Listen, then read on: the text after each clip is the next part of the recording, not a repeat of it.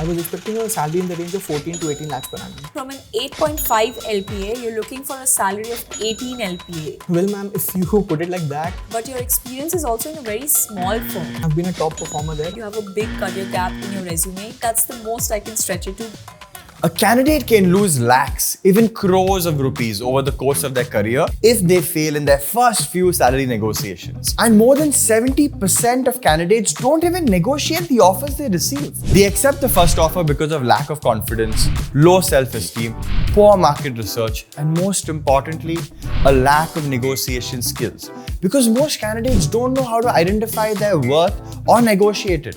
They don't know what to negotiate, how intensely to negotiate, and most importantly, when to stop negotiating. In this video, we will break down the negotiation tactics employed by hiring managers and how you can counter them and navigate a negotiation to get what you actually deserve. Good morning, ma'am. Good morning. Welcome, Anmol. Congratulations on clearing all your technical rounds. We're in fact very happy to extend an offer to you and have you join us on our team. But before that, we'd like to know what your expectations are. The salary negotiation is the last stage of the hiring process. And if you have reached till here, it's a very good sign. You are now a desirable candidate to the company. They have invested their time, energy, and resources on the entire hiring process, and they really want to work with you. So keep that in mind when you start to negotiate. Now, this candidate had briefly indicated his salary expectations in the telephone interview itself. While it's advised not to discuss your salary till you have actually proven your skills and have gotten a better idea of the job role. However, if the other person insists on it strongly, you should indicate a reasonable salary range, which is exactly what this candidate did. Thank you, ma'am, for the offer. Actually, we'd had a discussion about this in the previous rounds as well. I was expecting a salary in the range of 14 to 18 lakhs per annum. I feel that is an accurate and fair representation of what my skills are and what I bring to the table, especially what you're looking for in this role. I feel that's a fair ask. Ideally, you should just state your expectations and try not to over-justify. Most people, once they state their expectations, they try to overcompensate with extra justification. But sometimes, silence can be one of the most important tactics in a negotiation process. Just wait once you state your expectations and wait for the HR to respond to you. Another thing that the candidate did was to state a salary range instead of a fixed number. Now, that's a smart move for two reasons. One, the HR will always anchor towards the lower limit, and in doing so, the candidate would have given the HR a free win. And because of that, they will be more considerate and eager to give the candidate their win. Two, but secretly, 14 lakhs per annum was always the number he was expecting. Okay.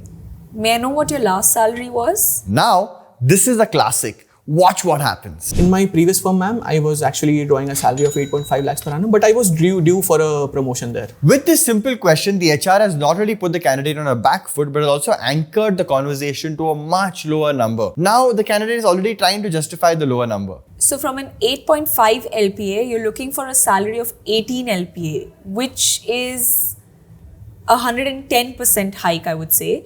That's way above industry standards, Anmol. Well, ma'am, if you put it like that, I agree that it will seem like an unreasonable ask. But if you look at the market standards, if you look at the skills that I bring to the table, which the previous rounds have also confirmed, I feel that is a fair ask. And what are the market standards, Anmol? Well, in my research, ma'am, an SDR with 1 to 2 years of experience has been getting a salary of about 13.5 lakhs per annum across all major firms. And I also want to be at this firm for the long run. I don't intend to jump ship, so I feel that is a fair ask from my end. The candidate has done his research well and wasn't stumped by the HR's counter. He wasn't pulling out numbers right from the air. He was relying on factual data points, and that is always a good sign. He also subtly implied that he wanted to be at the firm for a long run. For HRs who keep worrying about attrition rates, this is always a good indicator as it makes the candidate even more desirable. And I also want to be at this firm for the long run. I don't intend to jump ship, so I feel that is a fair ask from my end. Yes, but your experience is also in a very small firm. For you to come and join a business and start handling something of this scale, we will have to invest a lot of time and effort, and we will have to give you a lot of training to get you up to pace. And apart from that, I also noticed that you have a big career gap in your resume. Can you explain why that is? The HR has now anchored the conversation away from the market rates to a few drawbacks in the candidate's CV. Mostly his experience with being with a smaller firm, his career gap. Let's see how he responds. About the career gap, ma'am. So there was a period in 2020 during COVID when I was in campus, and the offers that we were getting, they were either being taken back or they were being postponed. And the offer that I had from campus was also postponed indefinitely. I did not want to sit idle at home, so I started applying to more jobs. So I applied, and that's how I got to working with the firm that I'm currently working with. His response was in the sweet spot, where he attributed the reason for his career gap to an external factor. Now, a classic framework to answer any question which is directed at your weakness is to A. Acknowledge, R. Provide reason, and C. Combat that challenge. This answer shows a positive career arc. Let's see if this candidate does it. Now, I've been with this firm for 2 years and I've been a top performer there. I was due for a promotion and a salary appraisal there. I was also being considered to lead the team going forward. I exceeded my quotas by 30%. And I'm sure the interview process that you had has already tested me for it and you found me adequate, which is why we're sitting here and having this conversation. The candidate stood his ground here, which is crucial. Since if you notice, the HR hasn't revealed their number yet. Not only that, he has tried to move the credibility of his own candidature to their own interview process. And since the candidate didn't give in immediately, this forces the HR to now start talking numbers. There are still few counters that the HR can come up with at a later point, but we'll see where the negotiation goes. Well, Anmol, we would like to make this work, but you have to meet us in the middle. What you're asking for is way above industry standards. It's just not practical or feasible. We're happy to offer you a package of 11 LPA, which would be a 30% hike from your previous salary. But that's the most I can stretch it to because I also have a budget I have to adhere to. The HR has finally shared their number, and it is a good starting point for the candidate. If negotiated well, he should be able to reach his minimum acceptable amount of 12 lakhs per annum. But the HR is definitely not going to budge easily from this point. Let's see what happens.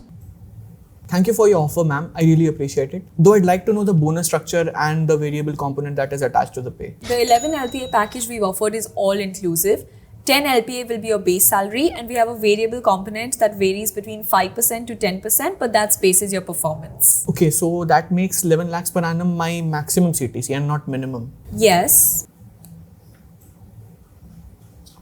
Okay. Smart move from the candidate. He has successfully anchored an amount of 11 plus X LPA into the HR's mind. Now, it is up to him to maximize this X. The pause he took at the end of his observation really puts the power back into his own hands. Just like a candidate starts with a higher than expected offer, the hiring manager starts from a lower offer than what they will actually be willing to provide. I appreciate the offer that you've made me, ma'am, but at this point, I think it's slightly lower than what I was expecting. Can we work out a way in which my base salary becomes 12 lakhs per annum?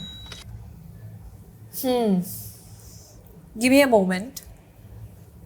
The HR knows that the candidate has proposed a fair offer and they'll be happy to comply. However, the pause is intentional and it is for effect for what is to come next. The HR will try their best to curtail the offer to 12 lakhs per annum or slightly below it. So we're willing to increase your base to 10.8 LPA. And your variable component, like I mentioned, will be a minimum of 5% and up to 10%. The candidate is now pretty close to his accepted offer. The candidate now has to decide whether 1. He wants to accept the offer only marginally lower than what was his expectations. 2. Straight out refuse the offer and walk away and try to establish a power dynamic. 3. Or negotiate just a little bit more and see if there's any room for a wiggle there. It is important to note here that it is at this point that the negotiation of the conversation actually starts to become a little bit uncomfortable for both the parties involved, and the objective discussions end up going into more subjective ego battles. What will the candidate choose? Let's see. Well, thanks a lot for the offer, ma'am. I really appreciate it. But I'd like to let you know at this point that I already have a standing offer of 12 lakhs per annum with another firm. However, I like the problem that you're solving and I'd much rather be here. And I see myself as being here for the long run. So I was hoping that you could at least match the 12 lakh per annum figure and I'd happily come on board. Master stroke. He kept his ace of clubs in the sleeves and played it at the most crucial juncture. The candidate has just used the principle of scarcity and social proof to make his candidature more desirable. By letting them know he is in demand, he not only convinced the HR of his credibility by social proof, but also introduced that he may soon go out of the job market. Hence, scarcity. Well played. Well, okay.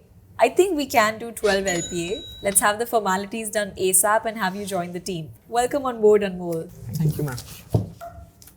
This is a well-negotiated interview. Although this was a candidate who had a lot of his tracks covered and generally had a very strong profile. This made the negotiation much more easier with the conversation leading to his favor. That said, he did make the most of his negotiation and generally did a good job. Let us know if you want to see more such negotiations where the candidates did not have a lot going for them. Comment down below your salary negotiation experiences and the craziest interviews you have had. If you have any questions, ping them down in the comment and we'll try to answer as many as we can. This is Rohit signing off. See you in the next video.